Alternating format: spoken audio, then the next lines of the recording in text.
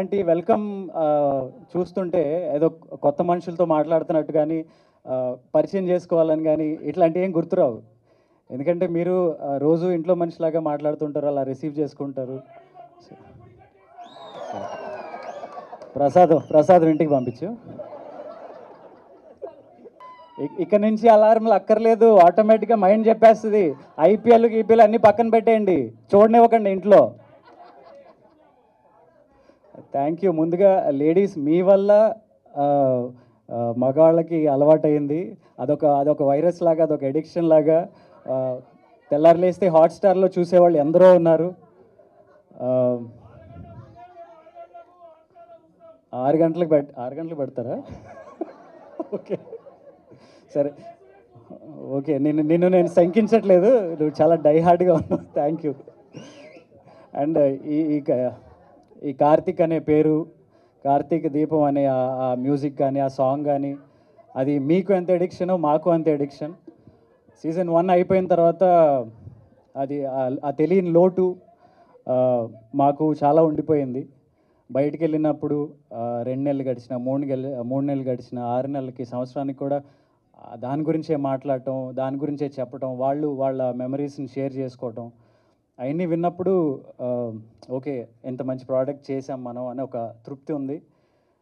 At the same time మళ్ళీ ఎప్పుడు అలాంటిది మళ్ళీ మనం చేస్తాము అనే ఎదురుచూపులు చాలా ఉన్నాయన్నమాట. సడన్గా all of a sudden season 2 చేయాలి అనే ఒక ప్రపోజల్ పెట్టినప్పుడు అది ఒక తెలియని ఒక ఎగ్జైట్మెంట్. అంటే రెండో థాట్ లేకుండా ఓకే ఇది చేసేస్తున్నాం, చేయాలి, నెక్స్ట్ ఏంటి, కథ ఏంటి, అదేంటి, ఇదేంటి అని ఆ డిస్కషన్లోకి వెళ్ళాను తప్ప ఆ ఎగ్జైట్మెంట్లోనే ఇంకా ఉన్నాం యాక్చువల్లీ. ఇది చాలామంది అడుగుతారు, చాలామందికి క్వశ్చన్స్ ఉన్నాయి. కార్తీక దీపం సీజన్ 2 అంటే ఏంటి, కార్తీక్ దీప ఉన్నారు, శౌర్య అనే పేరు ఉంది, ఇది ఆ సీజన్కి కొనసాగింప, లేదా ఆ శౌర్య పెద్దదైపోయింది కదా, దీంట్లో చాలా చిన్నగా ఉంది, ఇంకా ముందు కదా, ఇలాంటి చాలా డౌట్లు ఉన్నాయి. కొన్ని సందర్భాల్లో చెప్పాను, ఇది కొత్త సీజన్, నవవసంతం అని ఎలా పెట్టాము, ఇది కొత్త కథ. పాత కథకి ఈ కథకి ఎటువంటి సంబంధం లేదు. అది చూసాక మీరు ఎలాగ చెప్తారు. సో కార్తీక్ అండ్ దీప 2 క్యారెక్టర్లు, వాళ్ళ బిహేవియర్ కానీ, వాళ్ళ క్యారెక్టరిస్టిక్స్ కానీ ఇదివరకు ఏదైతే ఉందో అలాగే ఉంటుంది. బట్ కథ కొత్తగా ఉంటుంది. డెఫినెట్గా మీ అందరికీ నచ్చుతుంది. గ్లిమ్స్ చూసినప్పుడు మీరు ఇచ్చిన రెస్పాన్స్ మాకు ఇంకా ఒక బూస్ట్ని ఇచ్చింది, ఒక కాన్ఫిడెన్స్ని పెంచింది. తెలియకుండా ఒక టెన్షన్ లోపల రన్ అవుతూనే ఉంది. సీజన్ 1 అంత పెద్ద హిట్ చేశారు, అంత పెద్ద సక్సెస్ చేశారు. సీజన్ 2కి వచ్చేసరికి ఆడియన్స్ ఎక్స్పెక్టేషన్స్ ఎలా ఉంటాయో, ఏమేమి అనుకుంటారో, లోపల చాలామంది ఎవరి కథలు రాసుకుంటూ ఉంటారు, యూట్యూబ్లో చూస్తూ ఉంటాము.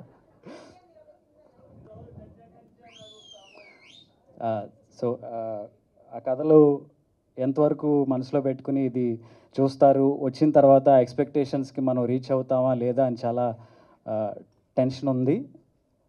But at the same time మీకు ఫస్ట్ వీక్ చూడగానే మీకు కథ ఏంటో క్లారిటీ వస్తుంది. డెఫినెట్గా మీ అందరూ టీవీలకి అతుక్కుపోయే అంత బలమైన కథతోనే, ఎమోషన్స్తోనే మళ్ళీ మీ ముందుకు వస్తున్నాం.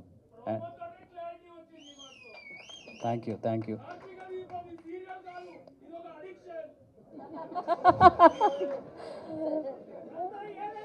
సూపర్. మీ అభిమానాన్ని మేము ఆపలేము ఇంకా. Thank you so much. Thank you. And ఆడవాళ్ళ సైడ్ నుంచి మీకు ఒక 2 మాటలు అండ్ ముఖ్యంగా చెప్పాలి, మాకు ఉన్న ఇంకొక పెద్ద బలం మా స్క్రీన్ ప్లే రైటర్ అండ్ మా డైరెక్టర్ గారు. సీజన్ 1కి వాళ్ళు ఆ కార్తీక్ దీపం అనే కథలో సోల్ ఎంత బాగా కన్సీవ్ చేసి ఆన్ స్క్రీన్ తీసుకొచ్చారో మా డైరెక్టర్ గారు. ఆ కథలో ఎమోషన్స్ కానీ, ఆ సీన్స్ కానీ అంత బాగా రావడానికి మా స్క్రీన్ ప్లే రైటర్ రవి గారు కారణం. సో వాళ్ళిద్దరూ మెయిన్ పిల్లర్స్గా ఈ సీజన్ కూడా ఉండటం వీ ఫీల్ లక్కీ. అండ్ అందుకే ఆ కాన్ఫిడెన్స్ మాకుంది, ఎందుకంటే అదే ఎమోషన్ సీరియల్ చూస్తూ చాలామంది బాధపడేవాళ్ళు, కన్నీళ్ళు పెట్టుకునేవాళ్ళు ఎంతోమంది ఉన్నారు. ఆ వీడియోస్ కూడా చాలా వైరల్ అయినాయి ఆ టైంలో.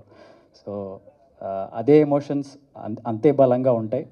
అండ్ మా కొత్త డైలాగ్ రైటర్ రవి గారు, రాజేష్ గారు, థ్యాంక్ యూ. అండ్ ఇది మా బలం. నేను ఇవ్వాల్సిన కొద్ది క్లారిటీ ప్రాజెక్ట్ గురించి ఇచ్చానని అనుకుంటున్నాను. ఇంకా రెస్ట్ మీకున్న డౌట్స్ ఏమైనా ఉంటే క్లారిఫై చేయడానికి వీఆర్ రెడీ.